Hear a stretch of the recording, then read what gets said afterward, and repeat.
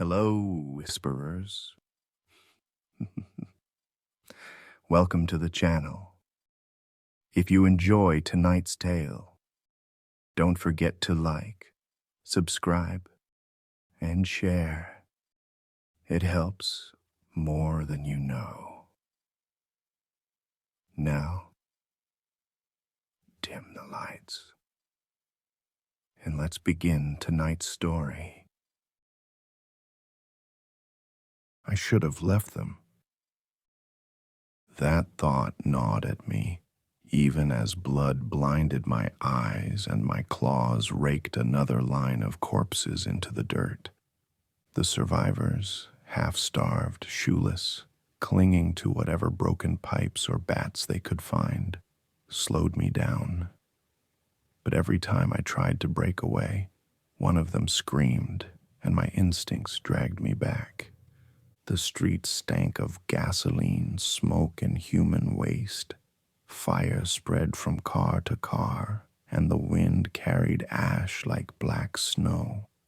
The dead never stopped coming. They crawled out of ruined stores with their entrails trailing like ropes. They climbed from the sewer grates with milky eyes and gnashing teeth.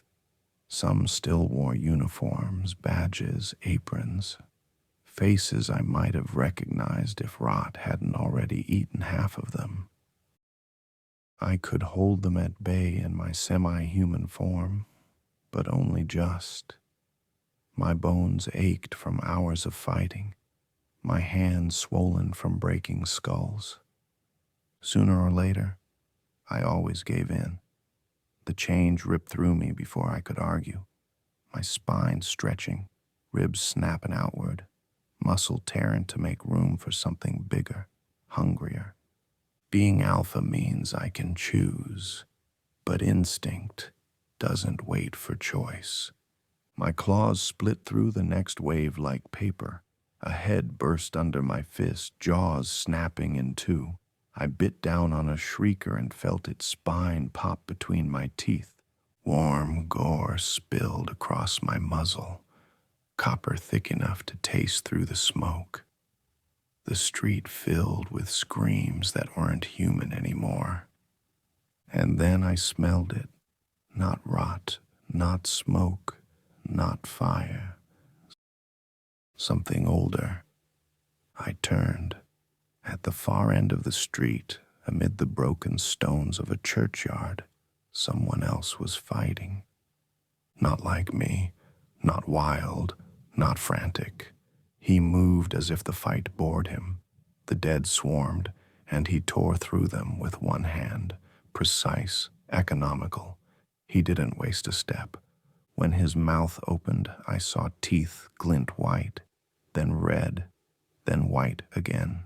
He fed between strikes, not out of hunger, but efficiency. His face never changed.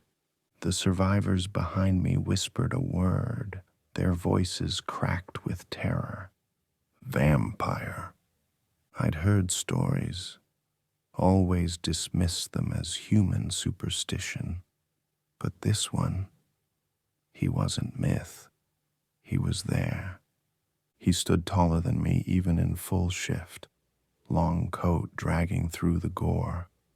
His eyes caught firelight once, pale, steady, the kind of gaze that didn't belong to anything mortal. Shadows seemed thicker where he walked, and every time he stopped moving, the world held its breath. I saw him crush a skull with his bare hand, teeth and brain matter splattering the stones. I saw him rip a corpse in half down the spine, flinging both halves into the mob. When one of the dead tried to grapple him, its face sank into his mouth, and he drank until it stopped twitching. He dropped it like trash. I didn't know his name. Didn't need to. He was old. Older than me, older than the world that burned around us. And then the tide pushed us together. The horde flooded the street. cutting off retreat from both sides. They poured over cars, dropped from shattered windows, clawed through the fire. I was drowning in rot and claws before I could blink. He was too, but he didn't flinch. For a second we looked at each other. My growl shook the air. His eyes narrowed, amused. No words, just predators measuring predators. And then the dead were on us. I howled, rending two apart with one swipe. He moved like a shadow, snapping bones, biting throats, drinking deep. Back to back, our fights overlapped, his elegance weaving into my brutality. I ripped arms from sockets, he shoved ribs through faces. Where I left carnage, he left precision. Blood painted the pavement in rivers. My claws tore until the street gleamed wet. His mouth left trails down corpses like brush strokes. I realized something in that fire and gore. I wasn't the only monster left standing. The dead never learn. That is their most tedious quality.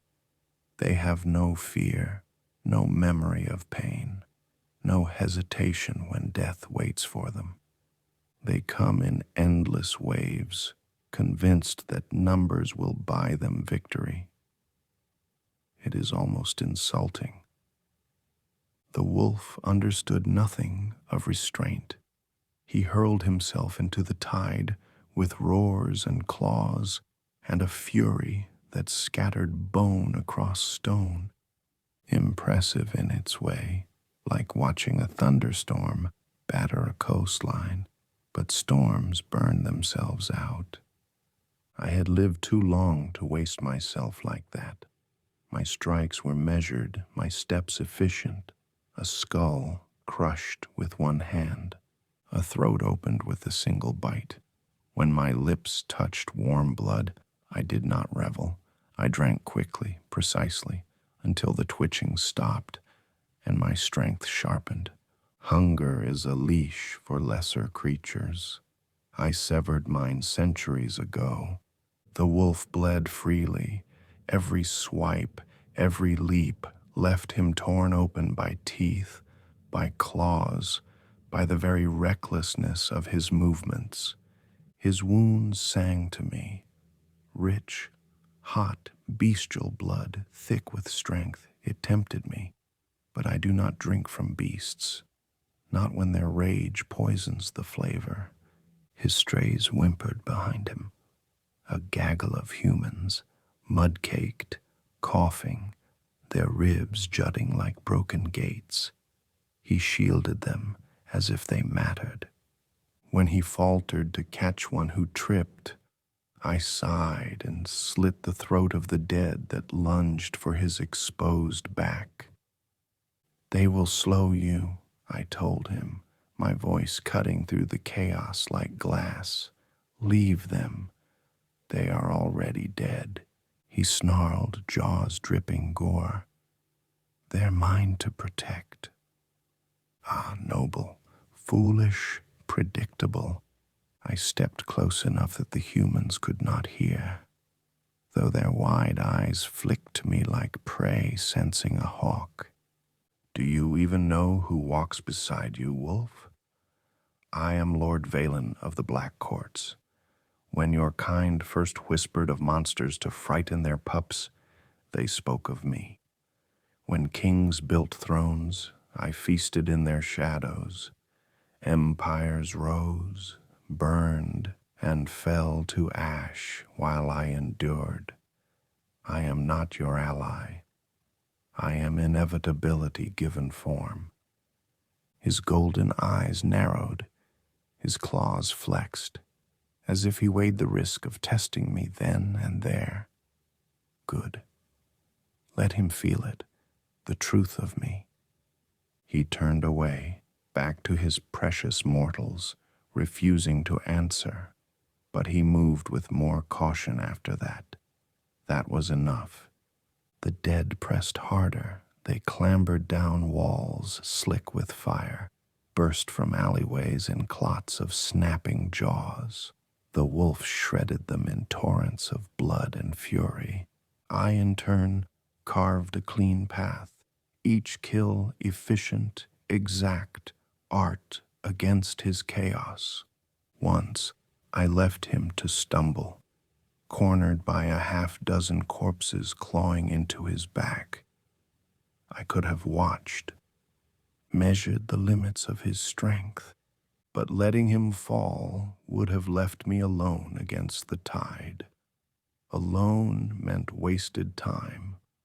So I moved, swift as thought, tearing out throats and spilling blood across the cobblestones. The wolf turned, breathing hard, muzzle slick with gore. His eyes searched mine, waiting for some reason, some explanation. "Efficiency," I said simply, wiping blood from my lips. "Not mercy." He growled, but the fight stole his reply. Together, we cut through the tide, his chaos, my precision, a storm and a scalpel.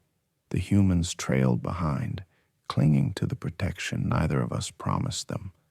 We were not companions, not allies.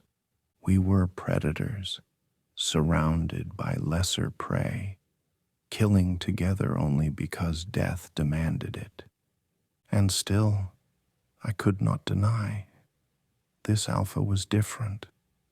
He could slip between man and beast as though the curse was only a garment.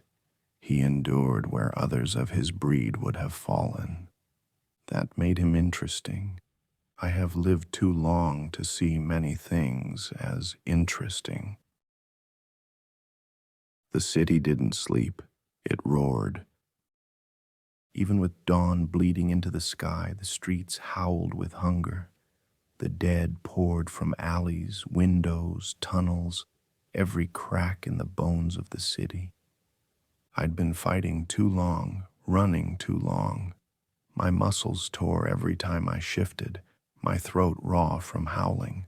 Still I pushed forward, the last of the survivors dragging themselves behind me. We were close. I could smell the rooftop. The wind carried the stink of oil, steel, and the faint bite of aviation fuel. Salvation, maybe. But the dead followed, louder, faster. My claws split them apart, spraying the walls red. Every swing bought a second. Every second felt stolen. And through it all, he walked beside me, Valen. He moved like he was bored of it, cutting through the horde with calm precision, fangs gleaming, hands breaking bones as if they were twigs. He didn't fight for them, not for the survivors. He fought because he refused not to. Cold, old, untouchable. I hated him. God help me, I needed him. The stairwell stank of rot. Every step up was a battle, the dead lunging from side doors, hands clawing from below. We lost one halfway. She tripped, screaming. I turned, ready to go back. His hand caught my shoulder, grip iron. "She's already gone," he said. His voice was steady, unfeeling. Her screams cut off as the horde took her. I tore myself free and shoved upward, my chest burning, rage fighting with reason. I could have saved her. I think I could have. But we climbed. We burst onto the rooftop. Dawn cracked the smoke, pale light spilling over glass shards and steel. For a heartbeat, silence. Then they came. The dead poured over the edges, clambering on top of each other, howling, shrieking, clawing. The roof shook under their weight. I gave in fully. the change ripping through me, bone tearing, muscle bulging. My claws sang through the mob, rending them apart in showers of gore. Their blood covered me, thick and hot, until I couldn't tell where I ended and they began. Valen was everywhere at once. One moment his hand punched through a rib cage. The next, his mouth tore open a throat. He moved too fast, too sharp, never wasting motion. Where I roared, he whispered. Where I drowned in rage, he was stone. The rooftop filled with blood. The humans screamed behind us, one bolting for the edge. They caught him, ripped him to pieces before my claws could reach. His guts sprayed across the stones. The others shrieked, clung to each other. I wanted to save them all. I couldn't. My legs gave out once, knees crashing to the slick concrete. They swarmed me, clawing, biting, pulling me down. For a moment I thought that was it. Then he was there, Valen. His hand punched through a corpse's chest, ripping it away from me. Another he snapped in half like kindling. He dragged me up, his pale face splattered red. "Why?" I rasped. He smiled, cold and sharp. "Efficiency, Wolf, not mercy." The sky split with the roar of rotors. A helicopter pushed through the smoke, its floodlights cutting across the roof. A rope uncoiled, swinging over the tide. The survivors screamed, clawing toward it. I cleared a path, my claws a whirlwind, every strike fueled by rage and exhaustion. Valen fought beside me, silent, unyielding. Together we carved enough space for the humans to scramble up the rope. I went next, forcing the shift back, my claws shrinking into hands slick with blood. I gripped the rope, hauled myself upward. The floodlights painted him below me, standing amid the dead, coat drenched, eyes pale fire. For a second, I thought he'd follow. He didn't. He bowed, just enough to mock me. Blood dripped from his mouth as the horde closed over him like waves. And then he was gone. The helicopter lifted. The survivors sobbed. I stared down through the smoke, my chest heaving, claws itching to tear something that wasn't there. I hated him. I respected him. I would never forget him. Lord Valen. The name clung to me like blood I couldn't wash off. The dead buried me. They thought themselves ocean, endless, swallowing all. Their claws scraped, their teeth tore, their hunger drowned the rooftop. I let them. I lay still beneath their weight, their jaws snapping against skin that would not break, their hands clawing at flesh that would not yield. I drank when I pleased. I broke when I grew bored.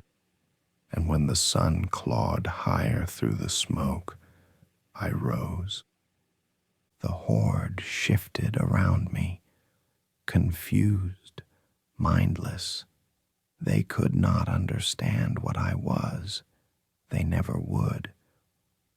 I walked through them, crimson soaking my coat, the city's silence breaking under the sound of their endless hunger. The wolf would remember me. That was enough. Empires fall. Faith dies. The world burns. but Lord Valen endures.